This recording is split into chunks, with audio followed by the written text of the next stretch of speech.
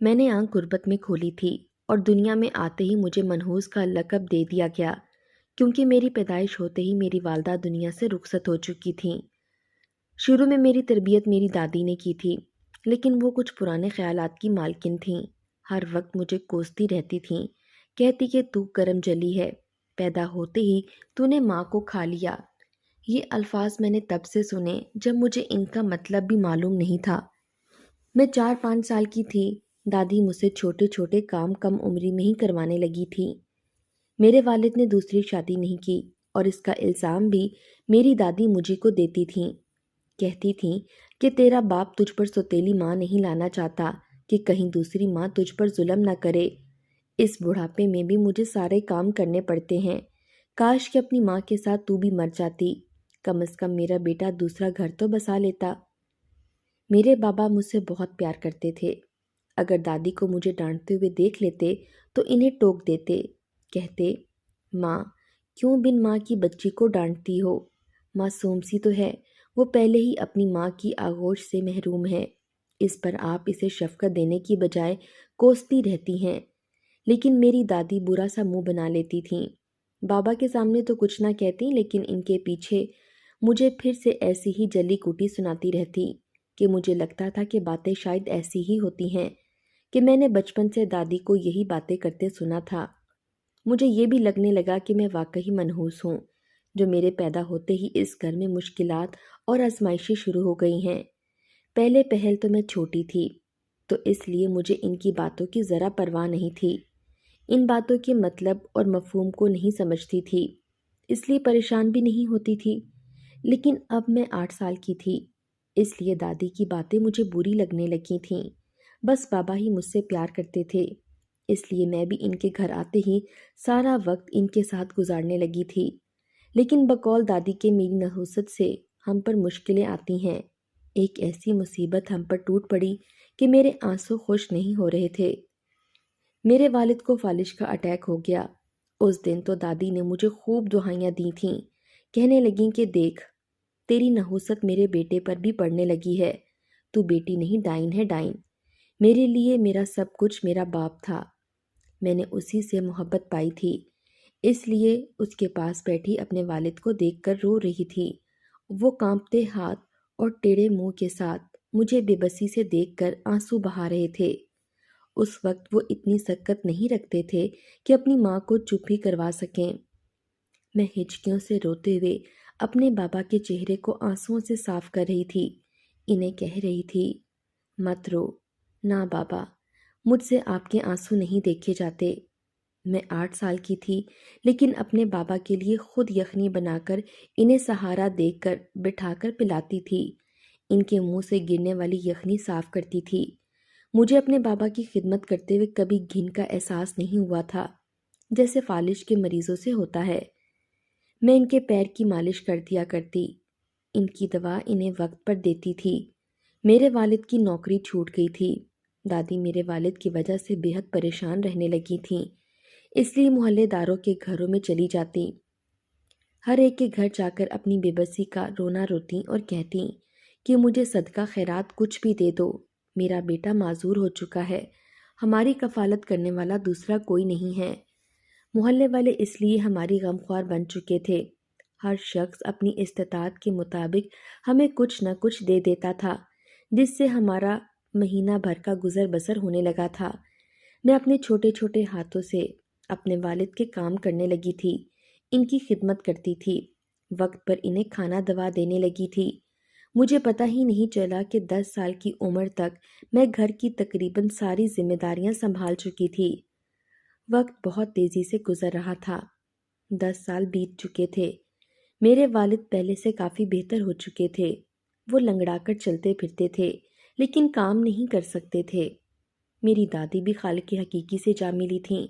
اب گھر پر میں اور میرے والد ہی ہوتے تھے۔ لوگوں نے اب ہمیں امداد دینی ختم کر دی تھی، کیونکہ کہتے تھے اب یہ لڑکی جوان ہو گئی ہے، لوگوں کے گھروں میں کام کر کے کما سکتی ہے۔ لیکن میرے والد مجھے یہ اجازت نہیں دے رہے تھے، میں دوسرے گھروں میں جا کر ملازمت کروں۔ میں گھر پر عورتوں کے پراندے بنانے لگی اور گھر کے نزدیک بازار میں جا کر بیچ آتی تھی۔ मगर वो दुकानदार मुझे कम पैसे देता था। वो पैसे हमारी ज़रूरत से बहुत कम थे। इन दिनों हम बहुत परेशान थे जब एक दिन कुरान पाक बेचने के लिए एक शख्स आया और घर के दरवाजे के बाहर हाँक लगाने लगा। कहने लगा, मुझसे कलाम पाक खरीद लो, किस्मत बदल जाएगी। मेरे पास से खरीदे गए कुरान पाक लोगों की किस्मत को बदल देते हैं। ये ऐसे जुमले थे कि जिसने मुझे चौंका के रख दिया था। जिस हालात से हम लोग गुजर रहे थे, ऐसी बात सुनकर इंसान का दिल चाहता है कि वो हरबा अपना ले जिससे किसी के हालात ठीक हो जाएं। यही वजह है कि इसकी वजह से लोग तावीज़ात को पहनने पर यकीन रखते हैं। दुकानों में भी तावीज़ और अजीबो गरीब किस्म की चीज़ें लटकी हुई नजर आती हैं। लोग समझते हैं कि यह हमारे लिए बाइसे बबरकत है। हालांकि कुरान पाक तो मेरे घर पर मौजूद था, लेकिन मेरे साथ सबसे बड़ा मसला ये था कि मैं कलाम पाक पढ़ना जानती नहीं थी। पैदा होते ही दादी ने ना तो स्कूल में डाला था और ना ही मदरसे में। कुरान पाक लेकर क्या कर सकती थी, लेकिन जो बात इसने बोली कि किस्मत ही बदल जाएगी, ये बात मेरे लिए तवज्जो का बाइस बनी थी। मैंने घर का दरवाज़ा खोला। वो शख्स एक एक के दरवाजे पर जाकर दस्तक दे रहा था। मुझसे कलाम पाक खरीद लो। कलाम पाक कोई आम किताब नहीं, ये किस्मत को बदल देता है। मैंने इस शख्स को अपने घर के पास बुलाया तो मेरी पुकार पर मुझे यूं देखकर फौरन से तेज कदम चलता हुआ वो शख्स मेरे पास पहुंचा था। मुझसे कहने लगा, ये कलाम पाक मुझसे खरीद लो, तुम्हारी ज़िंदगी की तमाम मुश्किलात दूर हो जाएंगी, तुम्हारे सारे मसाइल हल हो जाएंगे। मैंने कहा, ठीक है, मुझे ये कुरान पाक दे दो। मैंने दराज में से चंद पैसे बचा कर रखे हुए थे कि ज़रूरत के वक्त काम आ जाएंगे। मेरे पास 150 रुपया मौजूद था। मुझे लगा कि छोटा सा कलाम पाक इतने ही हदिये का होगा, लेकिन उस शख्स ने जब इसका हदिया बताया तो मैं हैरत से आंखें फाड़े इसे देखने लगी। इसने इस कलाम पाक के 50,000 रुपये मांगे थे। इतनी बड़ी रकम का सुनकर मेरा दिमाग चकरा कर रह गया था। मैंने कहा, ये तो बहुत ज़्यादा हदिया है। कहने लगा, तुम्हारी मुश्किलात से बढ़कर नहीं है। मैंने मना कर दिया और दरवाज़ा बंद कर दिया और अंदर आ गई। मेरे पास इतने पैसे थे ही नहीं जितने वो मांग रहा था। मैं मायूस होकर रह गई थी। जितने पैसे वो मांग रहा था मेरी दस्तरस से बाहर थे। मैंने दिन रात परांदे बनाने शुरू कर दिए, लेकिन पैसे फिर भी कम ही मिलते थे। मेरे दिन यूं ही तंगी से गुजर रहे थे कि जब एक बार जो कुछ मेरे साथ हुआ मेरा दिल दहला देने के लिए काफ़ी था। वो शख्स रोज़ाना हमारे दरवाजे के पास आता और यही हाँक लगाता कि कुरान पाक ले लो, घर के हालात बदल जाएंगे, तुम्हारी किस्मत बदल जाएगी। हालांकि हमारे घर के लोग इसकी बात पर एतबार नहीं करते थे। कहते थे अपनी जेब भरने के लिए ये सब कह रहा है। कोई इसकी दस्तक पर दरवाज़ा नहीं खोलता था। वो गर्मी में दोपहर के वक्त पसीने से शराबोर खुश्क होंठों और बिगड़े हुलिये के साथ एक एक का दरवाज़ा बजाता और यही कहता, ये कुरान तुम्हारी दुनिया आखिरत के लिए काफ़ी हो जाएगा, तुम्हारी किस्मत बदल देगा। लेकिन कोई भी इस पर यकीन नहीं रखता था। अक्सर घरों के लोग अपने घर के अंदर से ही इसे डांट देते कि आइंदा हमारे दरवाजे पर दस्तक मत देना, वरना तुम्हें गांव से बाहर भिंकवा देंगे। मेरे पास मेरी वालदा की एक ही निशानी थी और वो थे छोटे से सोने के टॉप्स जो मुझे बहुत अजीज थे। मुश्किल से मुश्किल हालात आने पर भी मैंने वो टॉप्स कभी नहीं बेचे थे, लेकिन मैं अपनी किस्मत आजमाना चाहती थी। बचपन से मेरे माथे पर करम जली और मनहूस का टीका लग चुका था। मैं जब से पैदा हुई थी इस घर में बस मुश्किलात ही मुश्किलात पे दर पे देखी थी। इसलिए जब मैं परांदे बेचने गई तो वो टॉप्स भी बेच दिए। अजीब इत्तेफाक था कि वो टॉप्स भी पूरे 50,000 के ही हो चुके थे। मैंने इस शख्स से कलाम पाक लिया और अपनी मजबूरी भी बता दी कि मुझे कलाम पाक पढ़ना नहीं आता। इसने मुझसे कहा, वो भी तुम सीख जाओगी, लेकिन जो अमल मैं तुम्हें बताने जा रहा हूँ, अगर तुम इस पर पाबंदी करोगी तो तुम्हारे हालात बहुत जल्द बदल जाएंगे। जो अमल मुझे इस शख्स ने बताया वो सुनकर मैं शशदर रह गई। भला ये कैसा अमल था? लेकिन मैं उस वक्त अपने हालात की चक्की में बुरी तरह से पिस रही थी, इसलिए इसे पैसे दिए और कलाम पाक ले लिया। लेकिन रात तक मैं इसी शेषोपंच में मुब्तला रही कि आया जो अमल इस शख्स ने मुझे बताया है वो करूं भी कि या ना करूं, क्योंकि मैंने ऐसा किसी को करते नहीं सुना था। پھر مجھ سے یہ بھی کہا گیا تھا کہ میں کسی سے اس بات کا ذکر بھی نہ کروں۔ میں رات کو بڑی بے چینی سے اپنے بستر پر لیٹی تھی۔ مجھے لگا شاید میں نے جلد بازی میں کچھ بے وقوفی سی کر دی ہے، کیونکہ ایسے تو کلام پاک پڑھتے میں نے کسی کو نہیں دیکھا تھا۔ کبھی میں سوچتی مجھے تو عجلت کا مظاہرہ نہیں دکھانا چاہیے تھا، کبھی سوچتی جب قسمت کو آزمانے کے لیے یہ سب کام کر بیٹھی ہوں، اسی کو پڑھ کر دیکھتی ہوں۔ میں نے جلدی جلدی سے وضو کیا اور وہ کلام پاک پکڑ کر بیٹھ گئی، پھر اسے ویسے ہی پڑھنے لگی جیسا کہ اس شخص نے بتایا تھا۔ مجھے اسے پڑھتے ہوئے بس چند دن ہی گزرے تھے کہ ایک دن ایک عورت میرے گھر آ گئی۔ کہنے لگی، اگر تم میرے گھر بس 2 گھنٹے کی ملازمت کر لو تو میں تمہیں روز کے 2000 دوں گی۔ یہ سن کر میں حیران ہو گئی تھی کہ ایسا کون سا کام ہے جس کے لیے وہ مجھے اتنے سارے پیسے دینا چاہتی ہے۔ بابا بھی وہیں موجود تھے۔ انہوں نے کام کی نوعیت پوچھی تو وہ کام بھی بہت عام سا تھا، برتن وغیرہ دھونا اور صفائی کرنا۔ بابا کام کے لیے مان گئے۔ میں صبح صبح اس عورت کے گھر کام کرنے جاتی اور 2 گھنٹے میں واپس لوٹ آتی۔ واپسی پر مجھے وہ 2000 دے دیتی۔ ایک ہفتے کے اندر اندر میں گھر کا پورا راشن ڈال چکی تھی۔ ایک بار میں اس عورت کے گھر گئی تو وہ کلام پاک پڑھ رہی تھی اور بہت خوش الحانی سے پڑھ رہی تھی۔ اسے دیکھ کر میرے دل میں خواہش ہوئی کہ میں اسی سے کلام پاک پڑھنا بھی سیکھ لیتی ہوں۔ میں نے اسے کہا کہ مجھے بھی کلام پاک پڑھنا سکھا دو۔ وہ خوشی خوشی راضی ہو گئی۔ عجیب بات یہ تھی کہ میں نے بہت جلد قرآن پاک پڑھنا سیکھ لیا تھا، حالانکہ میں بہت کن ذہن لڑکی تھی۔ اب میں روزانہ کلام پاک کی تلاوت کرنے لگی تھی، لیکن جو طریقہ مجھے اس شخص نے بتایا تھا میں اسے چھوڑ نہیں سکتی تھی، کیونکہ میری نوکری اسی کی بدولت لگی تھی۔ کئی بار میرے دل میں خیال آیا کہ میں اس عورت سے یہ پوچھوں، جس طریقے سے مجھے اس شخص نے قرآن پڑھنے کو کہا ہے وہ طریقہ درست ہے، لیکن میں کہتے کہتے اس لیے رک جاتی کیونکہ اس نے مجھے یہ سب کہنے سے منع کیا تھا۔ میرے اندر کہیں یہ بھی ڈر تھا کہ کہیں میں اس کا راز فاش کر دوں تو میرے لیے دوبارہ سے مشکلات نہ شروع ہو جائیں۔ زندگی میں پہلی بار میں نے اپنے گھر کے حالات میں سدھار دیکھا تھا، اس لیے میں نہیں چاہتی تھی کہ دوبارہ آزمائشوں کی چکی میں پسنے لگوں۔ چند ماہ میں ہی میرے گھر کے حالات بہت زیادہ اچھے ہو گئے تھے۔ میرے والد فالج ہونے کی وجہ سے بیساکھی کے سہارے چلتے تھے۔ میں اپنے والد کا علاج اچھے ڈاکٹر سے کروانے لگی۔ 2 ماہ کے اندر میرے والد بھلے چنگے ہو گئے تھے۔ میں اپنے بدلتے حالات دیکھ کر بے تحاشا خوش ہوئی تھی، لیکن پھر وہی میرے دل میں کھٹکا سا لگا رہتا کہ جو کچھ اس شخص نے بتایا وہ ٹھیک بھی تھا کہ نہیں۔ لیکن میں اس عمل کو چھوڑ بھی نہیں رہی تھی اور نہ ہی کسی سے پوچھ رہی تھی کہ کیا یہ ٹھیک ہے اور کیا نہیں۔ اب میرا یہ کام تھا کہ میں اپنے گھر کے کاموں سے فارغ ہو کر کلام پاک لے کر بیٹھ جاتی، کئی گھنٹے قرآن پاک کی تلاوت کرتی رہتی اور یہ بھی دعا کرتی رہتی کہ میں نہیں جانتی کہ صراط المستقیم کیا ہے، یہ بھی نہیں جانتی کہ جو اس شخص نے مجھے عمل بتایا ہے وہ درست ہے کہ نہیں، کیونکہ میں نے ایسا کبھی کسی کو کرتے دیکھا نہیں تھا۔ اس لیے اللہ تعالیٰ سے صراط المستقیم کی دعائیں مانگتی رہتی۔ مجھے چھوٹی چھوٹی کئی صورتیں زبانی یاد ہو چکی تھیں۔ میرے والد نے بہت جلد ایک نوکری تلاش کر لی۔ اب تو میرے گھر کے حالات اور بھی بہتر ہو گئے تھے۔ کبھی میں یہ بھی سوچتی کہ اگر وہ شخص سچا تھا تو پھر لوگ اس سے قرآن پاک لیتے کیوں نہیں تھے، کیونکہ ابھی تک میں نے اس کو اس کے کال پر سچا ہی پایا تھا۔ میرے حالات دنوں میں بدلے تھے۔ جب ایسے سوالات میرے اندر اٹھنے لگتے تو ایک عجیب سی بے چینی مجھ پر طاری ہونے لگتی تھی۔ ایک بار میں نے سوچا کہ میں چند دن وہ عمل چھوڑ کر دیکھتی ہوں۔ میں نے چند دن وہ عمل نہیں کیا۔ اس کے بعد تو میرے ساتھ وہ ہوا کہ میری روح ہی لرز کر رہ گئی۔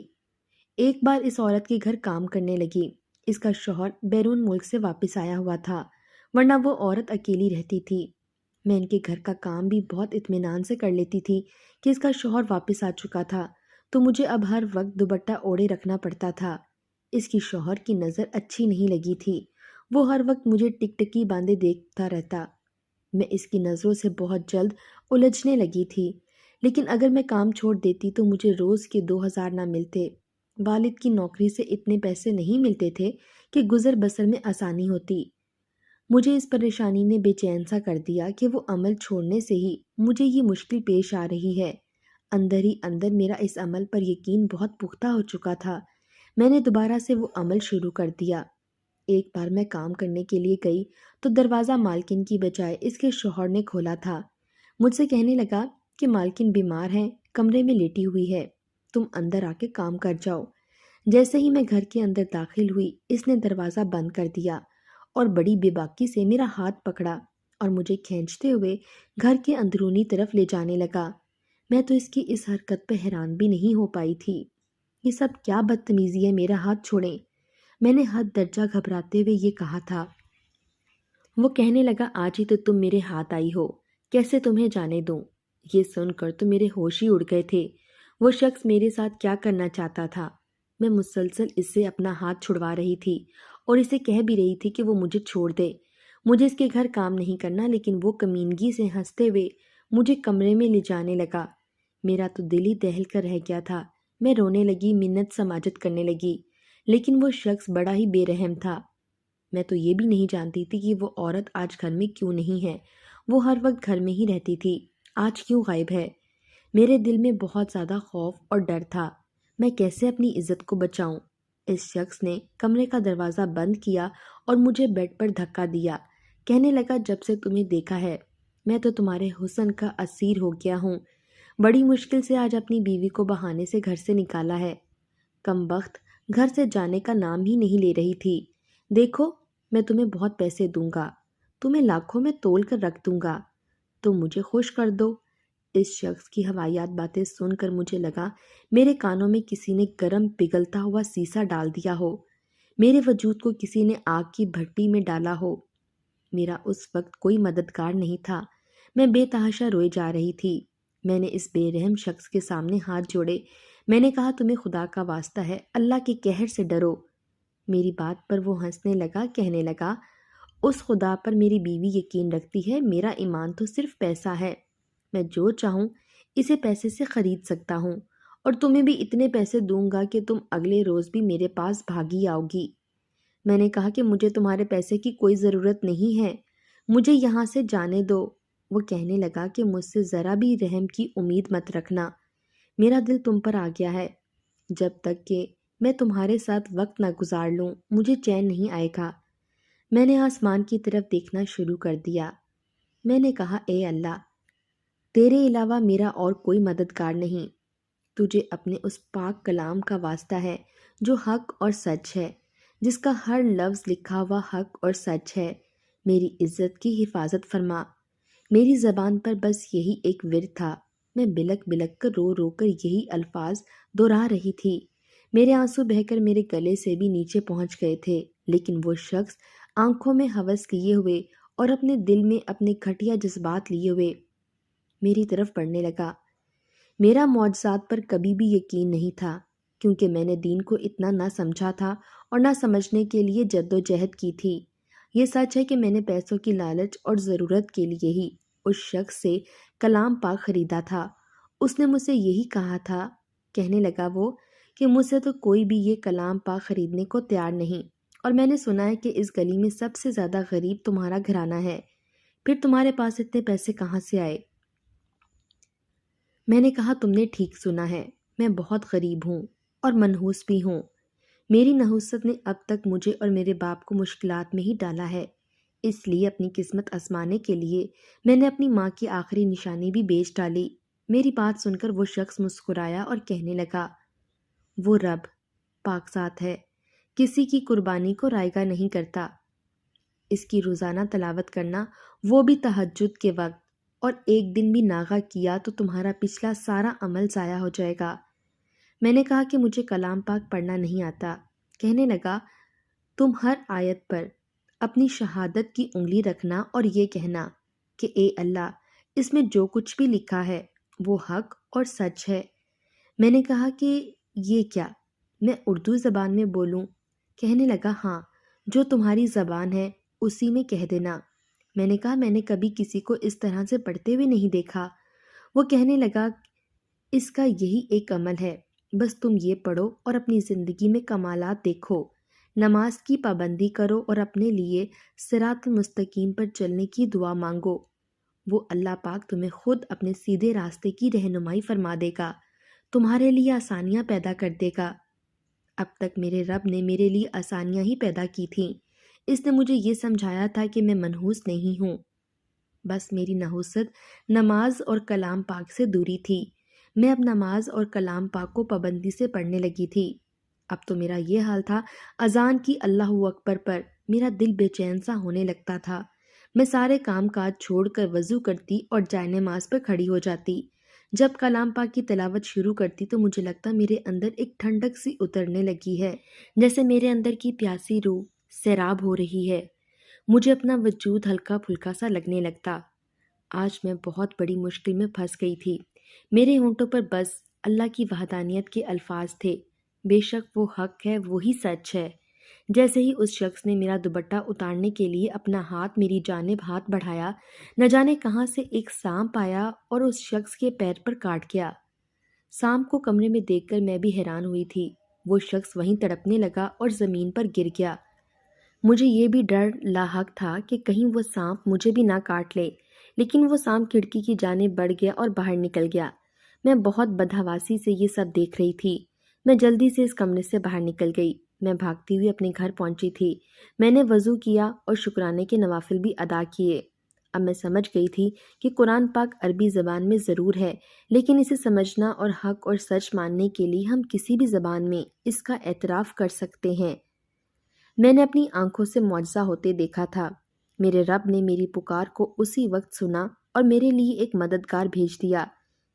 میں نے اس کے بعد کلام پاک کی تلاوت لازم پکڑ لی۔ بہت جلد میرا بہت اچھی جگہ رشتہ ہو گیا۔ آج میں ایک خوشحال زندگی جی رہی ہوں۔